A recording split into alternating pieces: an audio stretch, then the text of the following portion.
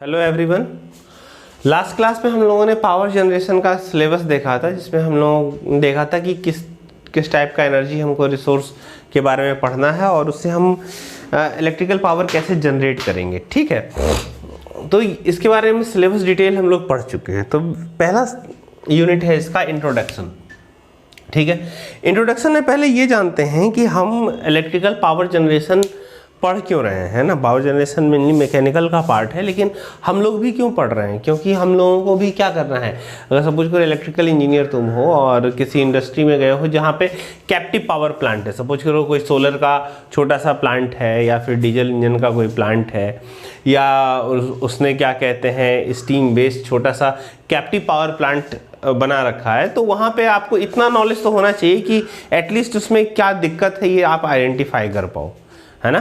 तो इसीलिए आपको बेसिक नॉलेज दिया जा रहा है इलेक्ट्रिकल पावर जनरेशन का। ठीक है, तो नेसेसिटी क्या है, इलेक्ट्रिकल एनर्जी ही क्यों जनरेट कर रहे हैं हम, है ना। एनर्जी किसी और फॉर्म में भी जनरेट कर सकते थे और उसको यूज करते। तो नेसेसिटी ऑफ इलेक्ट्रिकल एनर्जी इस जानने के लिए हमको सबसे पहले एडवांटेज ऑफ इलेक्ट्रिकल एनर्जी पढ़ना है,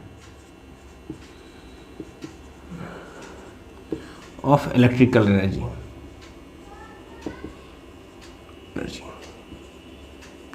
ठीक है, तो एडवांटेज ऑफ इलेक्ट्रिकल एनर्जी पढ़ना है। तो इलेक्ट्रिकल एनर्जी का क्या एडवांटेज है, अगर सोच कर तुम देखो तो पहले ज़माने में हम क्या लैंप वगैरह यूज करते थे। तो लैंप यूज करने के लिए हमको क्या करना पड़ता था, रोज़ शाम को, है ना, लैंप का ग्लास साफ करते थे, फिर उसमें तेल भरते थे, फिर उसको जलाते थे, है ना। इतना कुछ करना पड़ता था, उससे भी फिर धुआं निकलता था।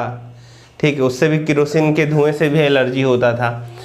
आज की डेट में क्या है ना, एक बटन दबाए और बल्ब ऑन हो गया, है ना। तो तुमको क्या ना कोई काम कर रहा है, ठीक है ना, लैंप को साफ करना है, मतलब मेंटेनेंस इसका जो है वो काफ़ी आसान हो गया। उसके बाद इससे धुआं कुछ नहीं निकलेगा, है ना। तो ये क्या है, बहुत क्लीन एनर्जी है। ठीक है, उसके बाद और क्या देखते हैं कि ये आसानी से कंट्रोल हो जाता है। अगर हमको फैन को धीमा करना है तो हम क्या एक छोटा सा रेगुलेटर घुमाते हैं, फैन का स्पीड कम हो जाता है। छोटा सा रेगुलेटर हम घुमाते हैं, फैन का स्पीड हाई हो जाता है ना। तो ये जो मोटर है इसको हम इजीली कंट्रोल कर सकते हैं, जबकि डीजल इंजन को इतना इजीली कंट्रोल नहीं कर पाएंगे। या पेट्रोल इंजन है तो वो बहुत ज़्यादा कॉम्प्लेक्स होगा, जबकि ये बहुत सिंपल है। ठीक है, तो क्या क्या एडवांटेज हो गया पहला, और उसके अलावा और क्या एडवांटेज हो गया कि ये सस्ता है, सबसे बड़ी बात। ठीक है, अगर आप क्या कहते हैं कोई पेट्रोल इंजन वगैरह को चला रहे होते और उससे ये फैन अगर घूम रहा होता तो समझ लो कि रात भर में कितना पेट्रोल खा जाता। ठीक है, बाइक का एग्जांपल ले लो तो 1 घंटे में हमारा करीब 1 लीटर 80 रुपये का पेट्रोल जल जाता है और इसमें हो सकता है कि 5 रुपये का भी बिजली ना जले। तो यहाँ पे हम ये देखते हैं कि सबसे पहला तो ये सस्ता है, चीपनेस, है ना। चीपनेस क्या है,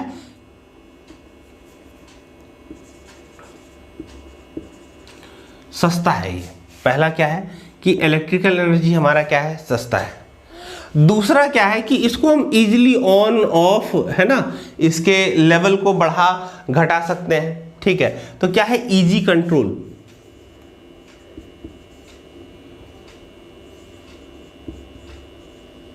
इजी कंट्रोल। उसके बाद इसको यूज करना बहुत ज़्यादा आसान है ना, बहुत ज़्यादा डिफिकल्ट नहीं है कि हमको किक मार के स्टार्ट करना पड़ेगा। ठीक है, बस सिंपल सा इसको कनेक्ट किए किसी डिवाइस को और ऑन हो गया। ठीक है, तो ये बहुत ज़्यादा सिंपल है, सिंपल। ठीक है, उसके बाद क्या, रिक्वायर्ड लेस मेंटेनेंस। इसको बहुत ज़्यादा मेंटेनेंस का जरूरत नहीं है, एक बार बल्ब लगा दिए तो सालों साल चलता रहेगा, है ना। लैंप की तरह उसका बत्ती चेंज करना है, उसमें तेल भरना है, ऐसा कुछ भी नहीं करना है। तो क्या है, it required less maintenance, less maintenance.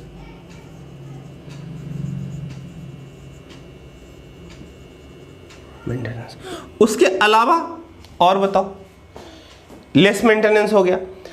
उसके अलावा क्या कि इसको हम आसानी से एक जगह से दूसरे जगह ट्रांसमिट कर सकते हैं। अगर हमको केरोसिन अगर ट्रांसपोर्ट करना है तो एक बड़ा सा टैंकर में भरना पड़ेगा, फिर एक लॉरी में लाद के दूसरे जगह फिर डालना पड़ेगा, फिर धीरे धीरे वो एक चैनल से डिस्ट्रीब्यूट होगा। ठीक है, तो अगर केरोसिन तेल तुम्हारे पास आ रहा है तो पता नहीं वो कितने चैनल से आ रहा होगा, लेकिन इलेक्ट्रिकल एनर्जी के लिए क्या, सिर्फ तार बिछा दो और चला आएगा। तो इजी ट्रांसपोर्टेशन,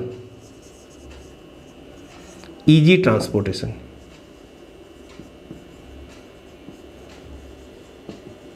इजी ट्रांसपोर्टेशन जो है वो क्या है, आसान है। तो ये कुछ ऐसी चीज बातें हैं जिसके कारण जो इसको क्या एडवांटेजेस बताता है बाकी सारी एनर्जी से। उसके अलावा और क्या, इसको हम किसी भी फॉर्म में कन्वर्ट कर सकते हैं। ठीक है, इस एनर्जी को, इलेक्ट्रिकल एनर्जी को किसी भी फॉर्म में, लाइट एनर्जी के फॉर्म में कन्वर्ट कर लो, मैकेनिकल एनर्जी के फॉर्म में कन्वर्ट कर लो, साउंड एनर्जी के फॉर्म में कन्वर्ट कर लो।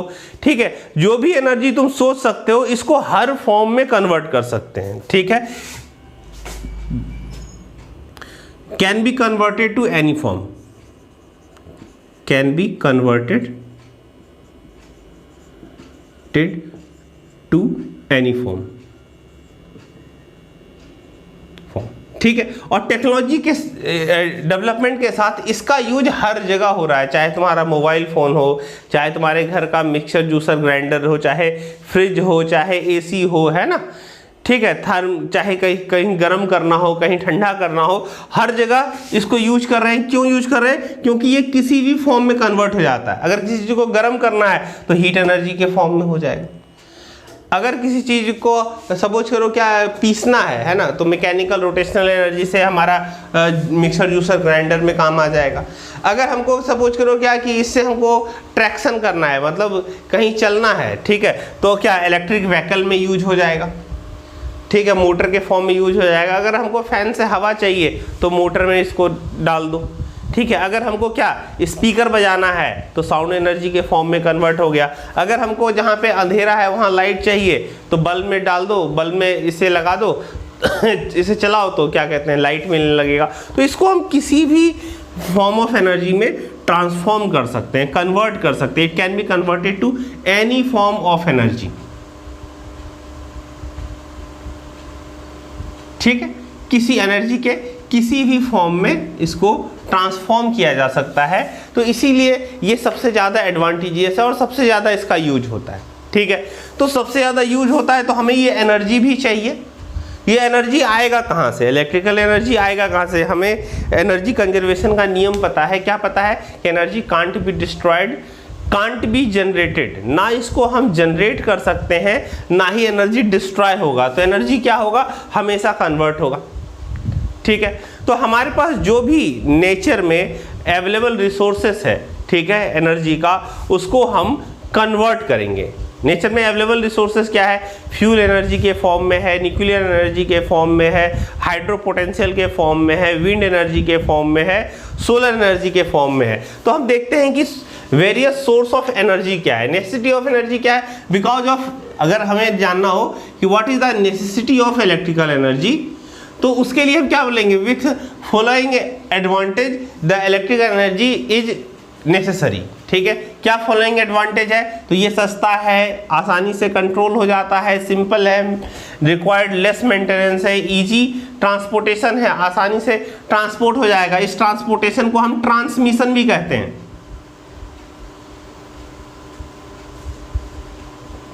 ट्रांसमिशन भी बोलते हैं। क्या बोलते हैं इस ट्रांसपोर्टेशन को?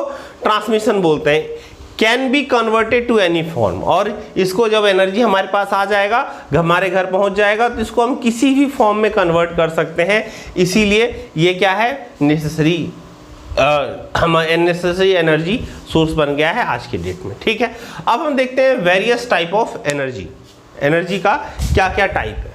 ठीक है, various type of energy almost सब लोगों को पता ही है, लेकिन फिर भी एक बार जो मेन सोर्स ऑफ एनर्जी है उसको देख लेते हैं। ठीक है, तो मेन सोर्स ऑफ एनर्जी हमारे पास क्या है? फ्यूल एनर्जी है। ठीक है, क्या है? Fuel energy. Fuel energy, fuel energy क्या है? तीन फॉर्म में है, सॉलिड फ्यूल है, लिक्विड फ्यूल है और गैसियस फ्यूल है। सॉलिड फ्यूल, इसमें क्या है? Coal. Liquid fuel, diesel.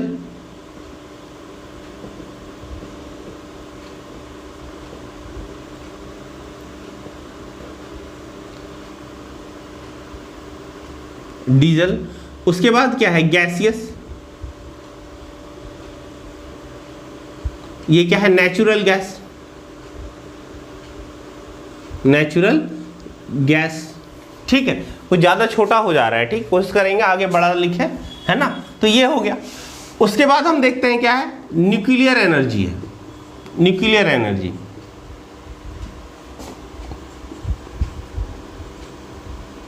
Nuclear energy, nuclear energy है, ठीक है। न्यूक्लियर एनर्जी के बाद हमारे पास क्या है, हाइड्रो एनर्जी है।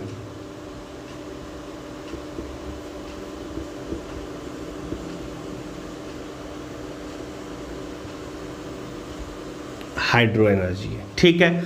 उसके बाद जो भी है वो नॉन कॉन्वेंशनल एनर्जी है, और उसका आज के डेट में जो कंट्रीब्यूशन है हमारे पावर जनरेशन में वो बहुत कम है, ठीक है। लेकिन आने वाले दिन में ये कंट्रीब्यूशन धीरे धीरे क्या हो जाएगा, बढ़ता जाएगा। क्यों बढ़ता जाएगा, क्योंकि ये जो फ्यूल एनर्जी का सोर्स है ये एग्जॉस्ट हो रहा है ना, खत्म हो रहा है। एग्जॉस्ट होने का मतलब क्या हो गया कि ये जो एनर्जी का सोर्स है वो धीरे धीरे खत्म हो रहा है। लेकिन ये सोर्स कभी खत्म नहीं हुआ, क्यों, क्योंकि ये सन पे डिपेंडेंट है ना। सनलाइट पड़ता है वाटर पे, है ना, कहीं का वाटर हो, चाहे नाले का वाटर हो, चाहे तालाब का वाटर हो, चाहे नदी का वाटर हो, चाहे समंदर का वाटर हो, कहीं का वाटर है उस पर अगर सनलाइट पड़ेगा तो क्या होगा, वो इवोपोरेट होगा और क्लाउड में कन्वर्ट हो जाएगा, बादल में कन्वर्ट हो जाएगा। बादल से फिर पहाड़ी इलाकों में बारिश होगी, तो एक हाइट मिल जाएगा उस वाटर को, ठीक है, एक पोटेंशियल एनर्जी मिल जाएगा उस वाटर को। और उस पोटेंशियल एनर्जी को, उस वाटर के पोटेंशियल एनर्जी को, वाटर के पोटेंशियल एनर्जी को जब हम हाइड्रो टरबाइन में डालकर मैकेनिकल एनर्जी और फिर उसको इलेक्ट्रिकल एनर्जी में कन्वर्ट करते हैं, तो वो हमें क्या देगा, इलेक्ट्रिकल एनर्जी देगा जो एग्जॉस्टेबल नहीं है, जो खत्म होने वाला नहीं है, ठीक है। ये हर साल हर महीने ये एनर्जी हमको मिलेगा। क्यों, क्योंकि बारिश हर महीने होगी, है ना, हर साल होगी, ठीक है, ये खत्म होने वाला नहीं है। इसी तरह न्यूक्लियर एनर्जी का रिसोर्स जो है ये भी इतना ज़्यादा है कि इसको हम एग्जॉस्टेबल अभी नहीं मान सकते, है ना। अभी ये मानते हैं ये अनलिमिटेड है हमारे पास, तो ये खत्म होने में इसको समय लगेगा, ठीक है। तो ये हमारे ये इसको भी हम इनएग्जॉस्टेबल की लिस्ट में डाल सकते हैं। उसके अलावा क्या है, उसके अलावा हमारे पास है सोलर एनर्जी, सोलर एनर्जी। उसके बाद क्या है, विंड एनर्जी है,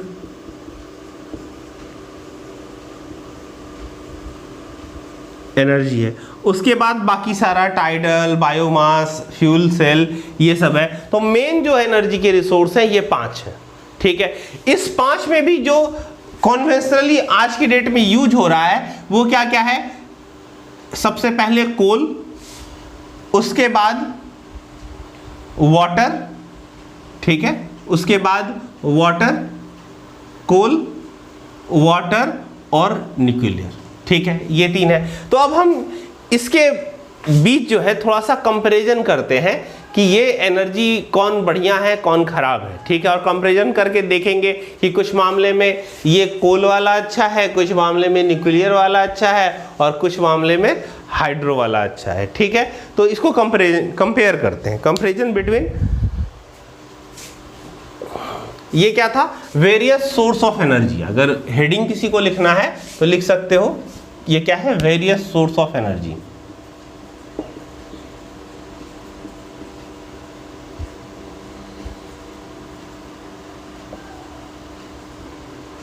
ठीक है, राइटिंग थोड़ी गड़बड़ है मेरी, है ना, मैनेज कर सकते हो, ठीक है। चलो अब देखते हैं, हम कंपैरिजन देखते हैं, किस किस एनर्जी के बीच कंपैरिजन देखते हैं। तो सॉलिड एनर्जी में कोल, ठीक है, न्यूक्लियर और लिक्विड मतलब हाइड्रो एनर्जी में वाटर, इस तीनों के बीच कंपैरिजन करते हैं।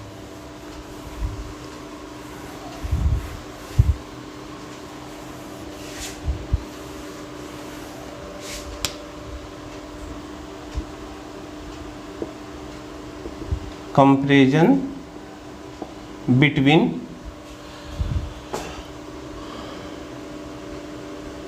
कोल energy,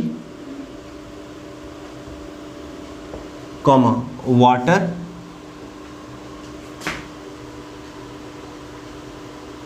and nuclear energy, nuclear energy, इन तीनों में कंपेयर करना है। ठीक है, तो कंपैरिजन के लिए कुछ पैरामीटर ये मान लेते हैं। जैसे सपोज करो कि हम कोल पावर प्लांट बनाते हैं, जहाँ पे हम कोल एनर्जी से इलेक्ट्रिकल एनर्जी में कन्वर्ट करेंगे, या हाइड्रो पावर प्लांट बनाएंगे, या न्यूक्लियर पावर प्लांट बनाएंगे। तो इस पावर प्लांट बनाने में जो इनिशियल कॉस्ट लगेगा, जो पैसा लगेगा, वो किस में कितना लगेगा, है ना, सबसे ज़्यादा किस में लगेगा, कम किस में लगेगा, ये देखेंगे।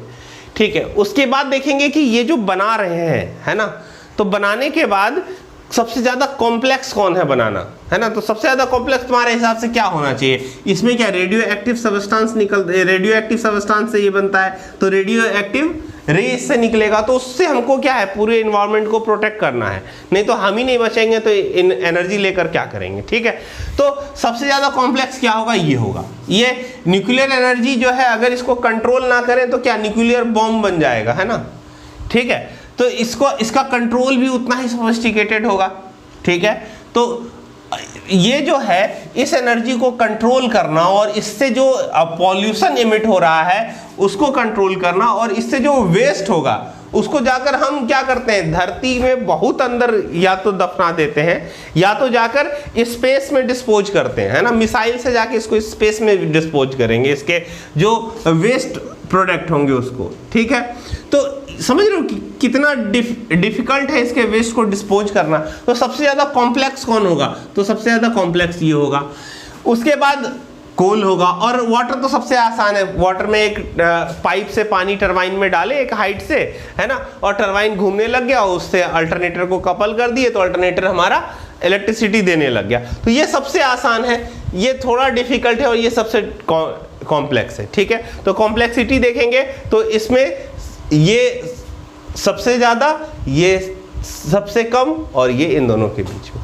इसी तरह से अगर हम देखें रनिंग कॉस्ट, है ना, रनिंग कॉस्ट, पैसा किसमें ज़्यादा लगेगा। ठीक है, तो रनिंग कॉस्ट देखो सबसे ज़्यादा कोयले में लगेगा, क्योंकि कोयला का रिसोर्स क्या है, हमारे पास लिमिटेड है, तो कोयले की कीमत धीरे धीरे बढ़ते जा रही, और बहुत ज़्यादा कोयला चाहिए, है ना। इसमें जो फ्यूल है उसका अमाउंट बहुत ज़्यादा है, उसको ट्रांसपोर्ट करके पावर प्लांट तक लाने का कॉस्ट बहुत ज़्यादा है। ठीक है, तो यहाँ पे जो रनिंग कॉस्ट होगा ये सबसे ज़्यादा होगा।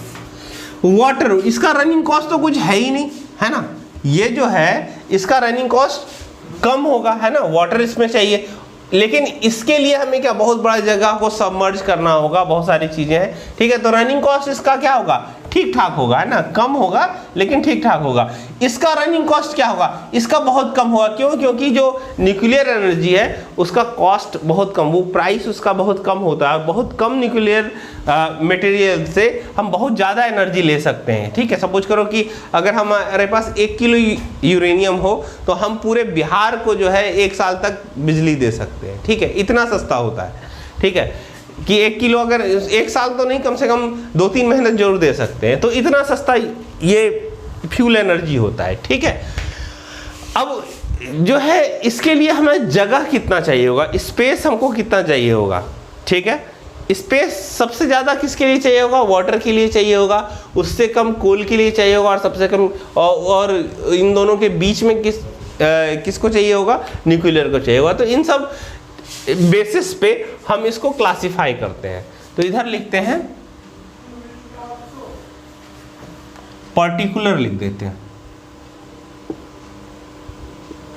पर्टिकुलर्स। ठीक है, पर्टिकुलर्स का मतलब हुआ किस बेसिस पे हम इसको क्लासिफाई करेंगे। ठीक है, फिर लिखते हैं water, water energy. Water energy को और क्या बोलते हैं हम, हाइड्रो एनर्जी बोलते हैं, हाइड्रो एनर्जी। ठीक है, चलो उसके बाद fuel energy. Fuel energy that is coal, coal. ठीक है, ठीक है, उसके बाद न्यूक्लियर एनर्जी,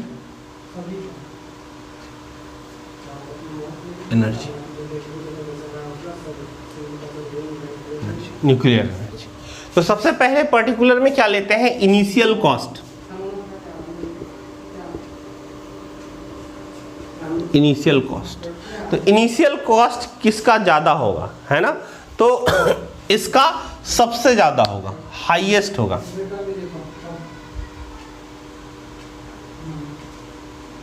हाईएस्ट होगा, इससे थोड़ा कम इसमें लगेगा तो इसको हम हाई लिख देते हैं, और उससे कम किस में लगेगा, इसमें लगेगा तो ये लेस हो गया। ठीक है, तो ये इनिशियल कॉस्ट के बेसिस पे कंपैरिजन हो गया। ठीक है, इनिशियल कॉस्ट के बेसिस पे कंपैरिजन हो गया। फिर रनिंग कॉस्ट आते हैं।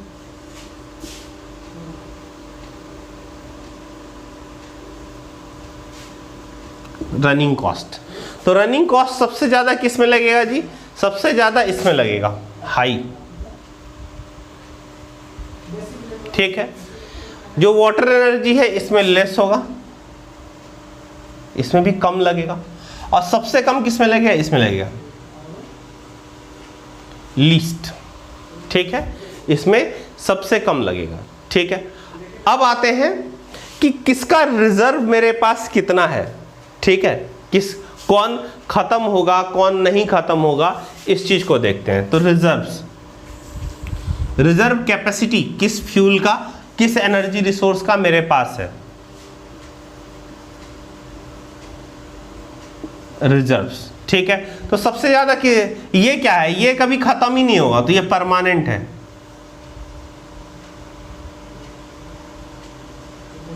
ठीक है, ये नहीं खत्म होने वाला एनर्जी है, तो ये परमानेंट है, कभी खत्म नहीं होगा।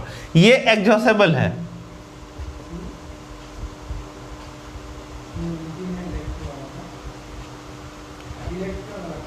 एग्जॉस्टेबल, ये एग्जॉस्टेबल है ना, ये खत्म हो सकता है। ठीक है, ये भी खत्म नहीं खत्म होगा,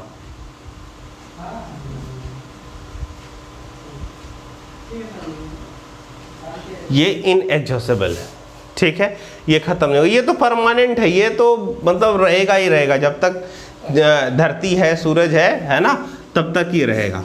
ठीक है, उसके बाद देख लेते हैं कि किसमें पॉल्यूशन सबसे ज़्यादा होगा और किसमें पॉल्यूशन जो है वो सबसे कम होगा। ठीक है, तो तुम ही बता दो किसमें पॉल्यूशन कम होगा।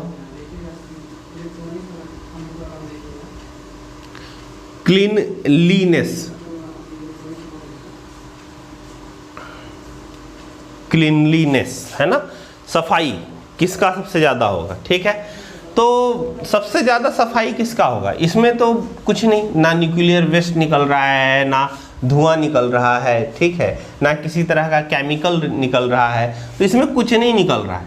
ठीक है, तो ये क्या है, ये क्लीनेस्ट है, इसमें कुछ नहीं निकल रहा है। ठीक है, इसमें क्या, इसमें धुआं नहीं निकलेगा, लेकिन न्यूक्लियर रेडिएशन जो है हमारा, है ना, ये सब इसमें निकलेगा, रेडियो एक्टिव रे इसमें निकलेंगे। ठीक है, रेडिएशन इसमें निकलेगा। ठीक है, तो ये क्लीन इसको लिख सकते हैं, इसमें भी धुआं या किसी तरह का गैस वैस नहीं निकल रहा है, तो क्लीन इसको मान सकते हैं। ये डर्टी है। ठीक है, इसमें धुआं भी निकलेगा, गैस भी निकलेगा, है ना, इसका जो राख है जिसको एस बोलते हैं वो भी निकलेगा, उसको भी हमको हैंडल करना है। तो ये है, तो इस हिसाब से कंपैरिजन हो गया। अब आते हैं सिंप्लिसिटी।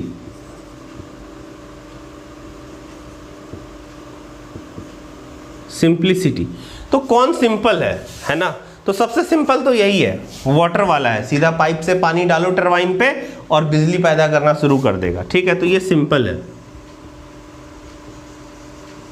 ठीक है, ये सिंपल है। ठीक है, ये सिंपल नहीं है, ये कॉम्प्लेक्स है थोड़ा, है ना। बॉयलर को गर्म करना है, फिर कोयले को पल्वराइज करना है, फिर जब उससे राख निकलेगा तो उसको कहीं डिस्पोज करना है। ठीक है, उसके बाद बॉयलर के अंदर कितना प्रेशर, कितना क्या होना चाहिए, वो सब कंट्रोल करना है। टरबाइन में कितना स्टीम जाएगा, किस टेम्परेचर पे जाएगा, वो सब इसमें कंट्रोल करना है। तो ये कॉम्प्लेक्स है। ठीक है, तो सिंप्लिसिटी वैसे ये सबसे सिंपल है, ये कॉम्प्लेक्स है ना, ये फ्यूल एनर्जी जो है ये कॉम्प्लेक्स है। और अभी तक जो बात की उससे सबसे ज़्यादा कॉम्प्लेक्स, वो सारा चीज़ तो न्यूक्लियर में रहेगा ही, है ना, स्टीम वगैरह सब कुछ इसमें होगा ही। एंड इसके अलावा और क्या आ जाएगा, उसके जो वेस्ट हैं उसको, वो क्योंकि रेडियो एक्टिव होंगे तो उसको डिस्पोज करने का बड़ा झंझट रहेगा हमारे पास, ठीक है। और उसके अलावा रेडियो एक्टिव रेज जो है वो इन्वायरमेंट में कहीं ना फैल जाए तो उसका एक झंझट रहेगा हमारे पास। तो उस चीज के कारण ये क्या मोस्ट कॉम्प्लेक्स हो जाएगा, मोस्ट कॉम्प्लेक्स। इसका ऑपरेशन भी क्या हो जाएगा, मोस्ट कॉम्प्लेक्स। अब रिलायबिलिटी के बारे में सोचते हैं कि किस पे हम सबसे ज्यादा रिलाई कर सकते हैं, ठीक है, कौन हमें तुरंत एनर्जी दे सकता है, ठीक है, कि कौन सा पावर प्लांट हम तुरंत ऑन कर सकते हैं। तो सबसे आसान तो इसको ऑन करना है। सिर्फ हम क्या, डैम जो भी हमने रिजर्वायर बना रखा है जहाँ पे पानी रिजर्व करके रखा है, उस डैम का गेट हमें ओपन करना है, टैप में पानी आया और मुश्किल से 2 से 5 मिनट के अंदर ये हमको एनर्जी, हाइड्रो पावर प्लांट हमको एनर्जी देने लग जाएगा, ठीक है। इसमें भी थोड़ा सा इससे ज़्यादा समय लगता है ना, ठीक है, ये तुरंत एनर्जी नहीं देगा लेकिन फिर भी ये 1-1.5 घंटे में तुमको एनर्जी देने लगेगा। लेकिन इसको ऑन करने का जो टाइम है ये 7 से 8 घंटा है, ठीक है। ये जो है ये इसमें सबसे ज़्यादा क्या कहते हैं, टाइम लगेगा, ठीक है। तो मोस्ट रिलायबल क्या है, रिलायबिलिटी के हिसाब से देखें तो रिलायबिलिटी के हिसाब से देखें तो वाटर एनर्जी जो है ये सबसे ज़्यादा रिलायबल है, मोस्ट रिलायबल है, ठीक है। ये क्या है, मोर कह सकते हैं, मोर रिलायबल है। और ये हमारा लेस रिलायबल है ना। तुम एनर्जी मांगोगे ये कहेगा क्या कि बॉयलर हमारा ठंडा पड़ा है, अभी हम एनर्जी कहाँ से देंगे, है ना, कोल हमारा पल्वराइज ही नहीं हुआ है, हम एनर्जी कहाँ से देंगे, ठीक है। तो ये इसमें थोड़ा सा प्रोसेस ज़्यादा है। इसके फर्नेस को भी ऑन करने के लिए पल्वराइज कोल को पहले उसके बर्निंग टेम्परेचर तक ले जाएंगे, उसके बाद वो जलना शुरू होगा, ठीक है। तो ये सबसे लेस रिलायबल है, उससे थोड़ा सा ज़्यादा रिलायबल न्यूक्लियर है, और ये सबसे ज़्यादा रिलायबल। तुम जब इससे एनर्जी मांगोगे ये तैयार बैठा है, बोले पानी टरबाइन पे डालो और हम शुरू, है ना। तो ये हमारा क्या था, कंपैरिजन था डिफरेंट एनर्जी रिसोर्सेस के बारे में, ठीक है। चलो, तो इंट्रोडक्शन में इतना ही पढ़ते हैं ना, नेक्स्ट क्लास में हम शुरू करते हैं थर्मल पावर प्लांट, ठीक है।